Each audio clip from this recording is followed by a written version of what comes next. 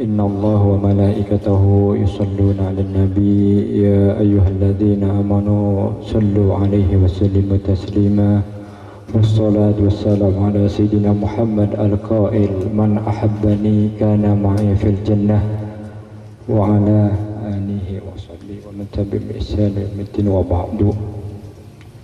Yang saya hormati para sepuh, para kiai, para ajengan, dan malam yang mulia ini kita bersama-sama ditakdirkan, ditentukan oleh Allah untuk bersama-sama masyarakat desa sayang ini. Apa nih mazhabnya? Mazhabnya para ulama atau sinetron? Kira-kira lebih banyak nonton sinetronnya atau lebih banyak dengar taklimnya? Ala kulli hal. Tapi dalam mazhab kita, dalam ulama-ulama kita, dalam kitab-kitab, hari Jumat atau malam Jumat adalah malam yang di situ terletak rahmat Allah lebih banyak, ridha Allah lebih luas pada malam ini. Bahkan ta'ridul amal itu dilaporkan, setiap amal dilaporkan kepada Allah setiap hari Senin dan hari Kamis. Dan ketika hari Jumat, pada hari ini amal ibadah kita, gerak gerik kita, dan harokat kita dilaporkan kepada siapa? Kepada orang-orang tua kita dan kepada Nabi kita Muhammad, Allahumma sholli wa sallim alaihi wa ala alihi. Dan alhamdulillah pada saat ini, pada malam ini, di mana yang pada malam ini, hari ini amal kita dilaporkan, kegiatan kita disampaikan kepada orang tua-tua kita yang sudah meninggal, kepada Nabi kita Muhammad, Allahumma sholli wa sallim alaihi. Insyaallah perkara ini, amalan ini, pertemuan ini termasuk pertemuan yang menyenangkan Nabi kita Muhammad. Amin. Pertemuan yang menyenangkan orang-orang tua kita yang sudah meninggal, kakek-kakek kita, buyut-buyut kita, sampai Nabi Adam. Jadi kita wajib bersyukur dan patut dipertahankan. Ini adalah amal. Malam hari adalah suatu waktu yang Allah berikan kenikmatan yang banyak, anugerah yang banyak kepada Nabi kita Muhammad. Peristiwa terlihatnya bulan dibelah itu pada malam hari. Adanya peristiwa berimannya para jin kepada Nabi Muhammad pada malam hari. Dan Nabi Muhammad sebagian waktunya, perjalanannya itu digunakan melaksanakan perjalanan di malam hari. Bahkan Nabi Muhammad memerintahkan dan menganjurkan umatnya, kita semua, untuk melaksanakan perjalanan di malam hari. Karena apa? Menurut Nabi Muhammad dikatakan bahwa malam hari itu bumi dilipat. So, silakan dipikirkan, dibayangkan ketika kita melaksanakan perjalanan malam hari, ketika kita melaksanakan perjalanan di malam hari, itu waktu seakan singkat, waktu seakan cepat, dan waktu seakan dilipat. Itu adalah termasuk dalil yang membuktikan bahwa malam hari adalah malam yang mulia. Jadi ini adalah bantahan dari kalam, omongan para filosof yang mengatakan bahwa malam adalah suatu yang hina, malam adalah suatu yang tidak baik. Itu adalah bantahan. Bahkan dikatakan dalam hadis, dan juga ada di Maulid Diba yang zilu fi lailatin ila sama'i dunya wa yunadi hal min mustaghfirin hal min ta'ib hal min talibi hajatin fa'unilahul maqtadi. Dikatakan pada setiap malam Allah memanggil, rahmat Allah turun. Dikatakan siapa yang ingin bertobat, siapa yang ingin minta ampun, bahkan siapa orangnya yang ingin dipenuhi hajatnya, maka Allah akan berikan. Ini adalah kekhususan, ini adalah keistimewaan di malam hari yang tidak diberikan pada siang hari. Ini adalah keistimewaan malam hari yang tidak ada di siang hari. Doa lebih banyak mustajabnya di malam hari dan lebih cepat dikabulkannya di malam hari, dan juga amal ibadah dilipat gandakan pada waktu malam hari. Terus juga dikatakan bahwa peristiwa yang paling mulia, peristiwa yang di situ terletak kejadian yang tidak pernah dialami oleh Nabi sebelum Nabi kita Muhammad, peristiwa Isra Mi'raj itu hanya ada pada malam hari. Jadi ini suatu anugerah bagi kita ketika malam yang mulia, di hari yang mulia, yang dimana dalil-dalilnya banyak keistimewaan pada malam hari. Alhamdulillah, kita semua ditakdirkan oleh Allah menggunakan malam ini menjadikan malam yang bermanfaat, menjadikan malam yang berfaedah, dan semoga kita menjadikan malam ini malam yang diberkahi. Amin ya rabbal alamin. Dan supaya maklum, yang namanya hidup atau kehidupan itu adanya, isinya itu sekedar hanya detik dari detik, malam dan siang, hembusan nafas. Jadi itu adalah waktu. Jadi kita tidak ada dalam kehidupan ini melalui sesuatu pun kecuali kita melalui detik dan detik, hari demi hari, siang dan malam. Dan itu semua tergantung kita menggunakan. Kalau malam hari kita, kalau siang hari kita, waktu kita gunakan untuk sesuatu yang bermanfaat, insya Allah kita nanti akan juga bermanfaat di akhiratnya. Kita juga akan selamat nanti di akhiratnya. Karena apa? Kama tazra tahsud. Seperti kita menanam, begitu pula kita menuai. Kita SMP, kita sekolah SMP, bagaimana sekolahnya itu bisa mempengaruhi nanti kita sekolah SMA. Kita sekolah SMA bagaimana ingin masuk universitas unggulan, ingin masuk universitas negeri, ingin masuk perguruan tinggi yang bagus, kita harus mempersiapkan dari SMA.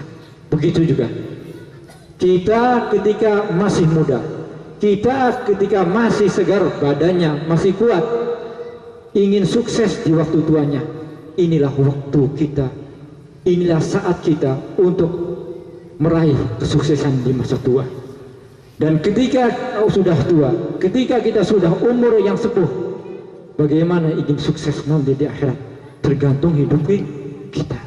Maka dari itu, semoga kita semua diberi taufik oleh Allah, sehingga hari-hari kita, malam-malam kita, dan siang-siang kita, semuanya hari, malam, dan siang diberkati oleh Allah. Hari dan malam siang yang menyenangkan Nabi kita Muhammad, yang menyenangkan orang-orang tua kita, dan menyenangkan Allah. Amin ya rabbal alamin. Maka dari itu saya ucapkan barakallahu fikum. Saya ucapkan semoga Allah memberkati Anda semua yang telah menggunakan waktunya, yang telah meringankan langkahnya untuk berkumpul di sini, mensukseskan acara ini demi mendapatkan ridha Allah dan ridha Rasulnya. Birrun Nabi, berbakti kepada Nabi. Ini yang perlu kita perhatikan. Di samping kita wajib berbakti kepada orang tua, juga wajib kita berbakti kepada Nabi kita Muhammad. Dan juga kita sebagai umat Nabi kita Muhammad, di samping menggunakan waktu kita, hari-hari kita dengan kebaikan, jangan sampai tertipu dengan istilah yang digunakan oleh manusia. Apa istilah yang digunakan manusia? Liburan, cuti, atau istirahat. Itu waktu yang tidak ada rukhsah bagi Tuhan kita. Dalam Islam tidak ada yang namanya liburan. Dalam Islam tidak ada yang namanya istirahat. Dalam Islam tidak ada yang namanya cuti. Karena dikatakan apa? Wa'bud rabbaka hatta ya'tiyakal yaqin. Sembahlah Tuhanmu sehingga datang apa yang kamu yakini. Apa yang kita yakini? Ajal. Maksudnya apa? Kita harus selalu beribadah kepada Allah. Kita harus selalu bertaat kepada Allah. Kita harus selalu menggunakan waktunya untuk mendapatkan rahmat Allah dan ridha Allah. Dan itu tidak bakalan berhenti kapanpun sampai kita masuk ke surga. Dan itu tidak bakalan berhenti kapanpun sampai kita wafat, sampai kita ajal, sampai kita paeh. Jadi tidak ada yang namanya liburan menurut Islam. Jadi bagaimana? Masa kita ibadah terus? Masa kita harus nambah amal terus? Bosan, pusing. Begitu. Mungkin ada yang protes dalam hatinya. Ada di sini yang begitu. Ada yang kira-kira, kok Islam begini? So, perhatikan, dengarkan, jangan burik dulu sebelum dilanjutkan. Allah menentukan berbagai macam bentuk ibadah untuk mendekatkan kepadanya. Jadi untuk mendekati Allah itu tidak hanya dalam satu jalur, bukan hanya dengan satu tarekah, dengan apapun. Karena Allah mengetahui bahwa manusia itu cepat bosan, bahwa manusia itu cepat jenuh, maka Allah menganeka ragamkan bentuk ibadah untuk mendapatkan ridhonya. Jadi ibadah bukan hanya sekedar sholat, ibadah bukan hanya sekedar puasa, ibadah bukan hanya sekedar hadir majlis taklim.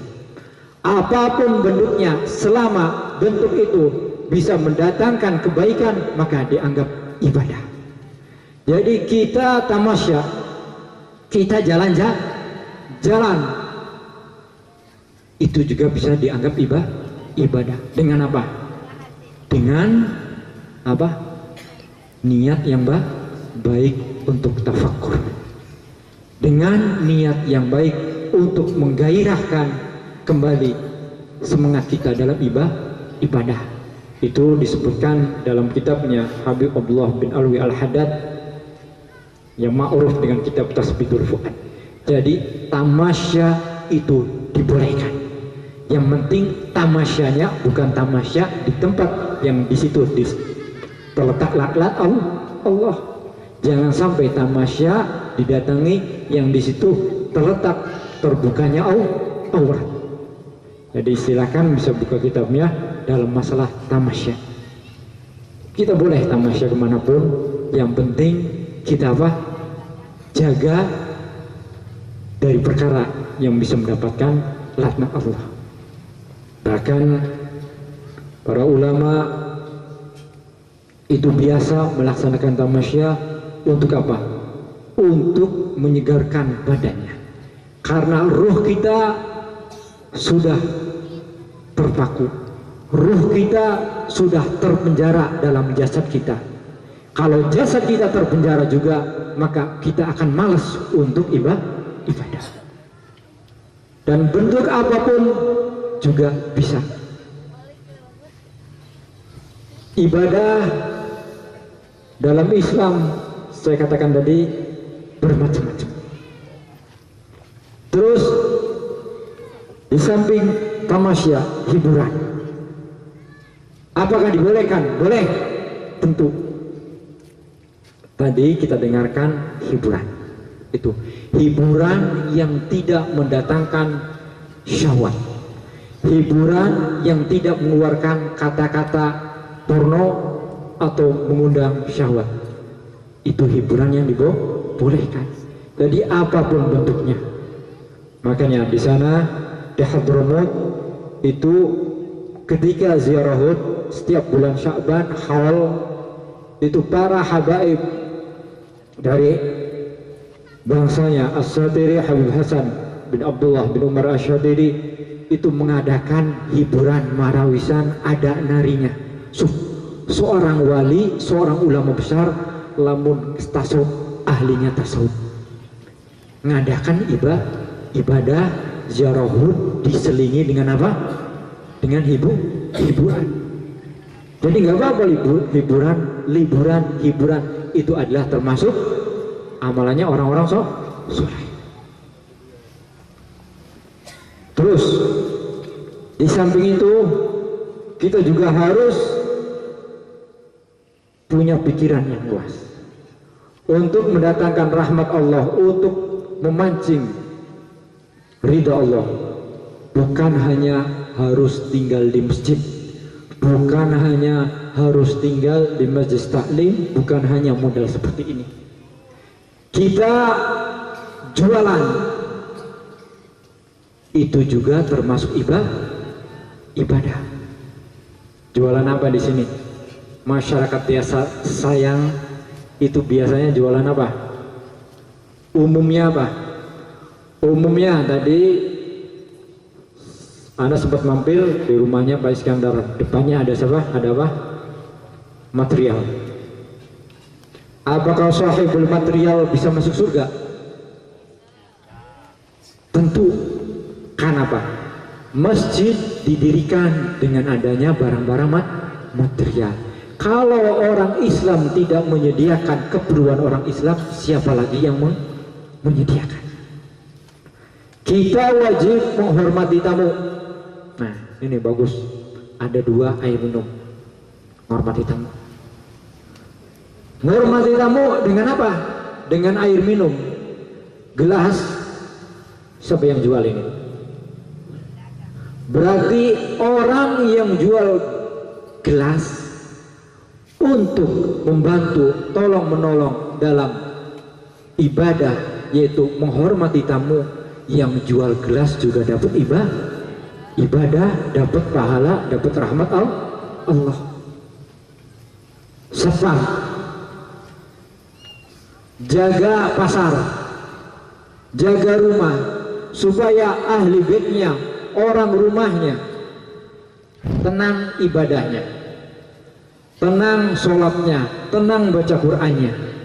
Itu juga bisa dapat pahala. Jadi kita alhamdulillah punya agama yang rahmat dan alamin, yang menjadi rahmat kasih sayang bagi semuanya, tidak khusus bagi habaib, tidak khusus bagi ulama, tidak khusus bagi pejabat, tapi bagi semua masyarakat yang diniati yang baik. Makanya kalau ketika kita melaksanakan suatu amal, niatkanlah untuk ibadah. Apa intinya niat atau gunanya niat?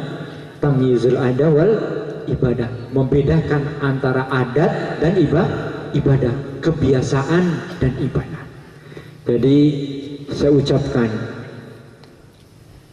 semoga masyarakat desa saya, apapun pekerjaannya, niatkanlah dengan niat membantu saudaranya, niatkanlah memenuhi hajat saudaranya, niatkanlah untuk mensukseskan teman-temannya.